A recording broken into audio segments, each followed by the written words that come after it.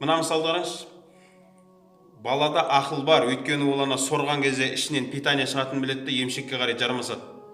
Енді қараңыз, оның бірінші көрген анасы, бала бірінші анасын таниды, әкесін емес. Байқайсыздар ма? Балаға анасы келіп жақындай бере ма, ол болды, уже аузын аша береді. Мына құстар да ұшып келген кезінде құстар бүйтіп аузын ашады, өйткені біледі де бір қорек келе жатқанын. Балада ақыл бар, анасының иісін сезетін болады ше. Кейін жайлап осылай дамып келе жатыр ғой. Енді адамды ажырата бастаған кезінде ол бірінші көргені кім? Анасы. Сөйтеді де айтады, мынау екен ғой менің қамқорым. Пана деп айтайық, мына крыша дей ма? Осылай айтып көрейікші. Бір мысал қараңыз. Менің панам мынау екен деп ойлайды да. Кішкентай кезінде бала қарын ашса да, не жағдай болса да бірінші кімге жүгіреді? Анасына жүгіреді. Мама деп бір нәрсе болса мамасына айтады. Енді тілі шығып келе жатқан балада қарын ашса әкесіне қарай жүгірмейді ол, анасына қарай. О да түсінік, бірінші көргені анасы да, ол айтады, менің панам осы екен ғой деп ше. Сөйтіп жай ер жетіп мектеп жасына келеді, түсіне бастайды. Енді қараса 3 жас 4 жас мысал үшін, қараса үйде бір еркек отыр. Бұл ойлап еді ғой, анам менің панам, бұл өмірде бұл бар кезде мен ешкімнен қорықпаймын, бұл любой жерде тұрады деген сияқты ше.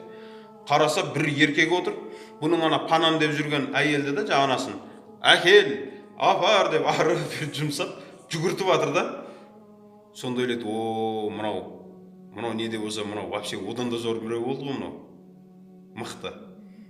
Жай ауат. Сөйтеді де не болады? Мынау менің панам.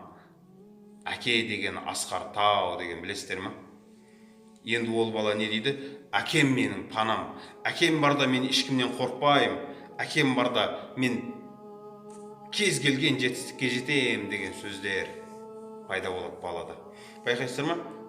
Көшеде де баланы енді біреумен төбелесіп қалады, не болмаса сәл үлкенде біреу ұрса ше, не болады? Папам айтам. Енді кейбір балдар бар енді.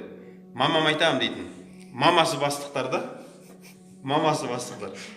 Олар үйінде мамасы көп шешетіндер бар ғой. Отырайық деп күйеуін отырғызып қоятындар. Солардың балдары көбінесе мамам айтам деп. Әкесі мықты жігіттер бар ғой. Әкеме айтам, сені папам айтам, осылай. Бұның панасы әкесі болады да. Осылай өтіп бұл мектеп жасы біткенінше, өзімен өзі кеткенінше, осы отбасыда тұрған кезде әке пана, крыша. Содан енді қалаға жұмысқа кетіп өзімен өзі жұмыс істей бастайды ғой. Қараса, әкесі де кейбір шеше алмайтын вопростар бар екен да.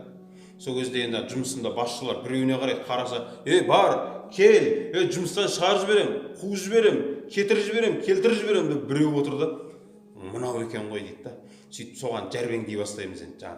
Әйтеуір соның жағымпаздан, осыған жақсы, айлық алған кезінде әкеңнен бұрын соған шай әперіп, осы менің панам деп.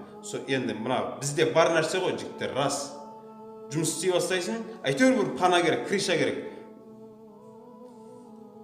Тірлігін шешіп тұратын да. Сөйтіп бір күні қарасаң, өзің көтерілгенсің, бір жағдайға жетесің ғой, басшы боласың. Қарасаң, креслода отырсың, адамдар саған келіп, басеке, деп келіп жатыр. Бір күн ойлайсың да, қарасаң, бәрін өзің шешеді екенсің. Негізі сен екенсің шешетін бәрін. Сөйтесің да, мен үйтіп жіберем, мен бүйтіп жіберем. Өзің сөйлеп қоясың, мен любой нәрсені шешем, мен деген нәрсе пайда болады. Үстіп жүрген кезде 60 жыл өмірің өтеді жігіттер. Менің қазір айтқан 2 минуттық сөз сенің 60 жылдық өмірің. Бір күні қызығын айтайын, негізгі нүктесін айтайын. Бір күні басыңа іс түседі, ауырасың, балаң ауырады, бір қиын жағдай келеді. Сол кезде сен шеше алмай қаласың оны. Сенің баяғы тірлігін шешіп жүрген басшың пенсияға шығып кеткен. Сенің баяғыда панаң болған әке-шешең, қартайған, қаусаған қариялар, сен сөйлеп қоймаса екен, келін сөйлеп қоймаса екен деп олар. Өзімен өзі тыныш отырған адамдар. Қарасаң, сенің тірлігіңді сенен кейінгі ешкім шешіп бере алмайды. Өзің шешуің керек, сенің шамаң жетпейді. Жиған ақшаң, кезінде айтып едің, ақшамен бәрін сатып алам, любойын үйтем, дүние бәрін шешет деп ойлап едің. Шеше алмады. Сол кезде не істейсің сен? жай шетке шығасында, я Алла, сен екесін шешетін бәрін, сенсіз бәрібір шамам жетпейді екен. Қараңыз, 60 жылыңыз әркімге сенумен өтеді, бірақ түбінде сен түсінесің, Алла тағала түбінде саған түсіндіреді, бәрін шешіп отқан Алла екенін. Бәрібір Алладан айналып, Алласыз, Раббыңсыз ешнәрсе шеше алмайтыныңды түсіндіреді Алла тағала. Я Алла, көмектесші, мынау ісімнің тынуын көмектесші, өйткені жер бетінде ешкім шеше алмады ғой. Сол кезде сен көзің жетеді Раббың екеніне, бәрін шешіп отқанына. Бірақ түсінсең жақсы, басыңа іс түсіп, қолыңды жайып, Раббым саған мұқтажбын деп айта алсаң жақсы, айта алмай өтіп кетсең. Фирғауын лағнеті өлер шағында Мұсаның Раббысына иман келтірдім деп, ол да иман келтірген. Бірақ ол кездегі иман пайда бермейді, бірақ көзінің тірісінде менмін деп айтқан. Сол үшін жігіттер, менің айтқым келгені, Құдай бір күні қолыңды бәрібір жайғызады.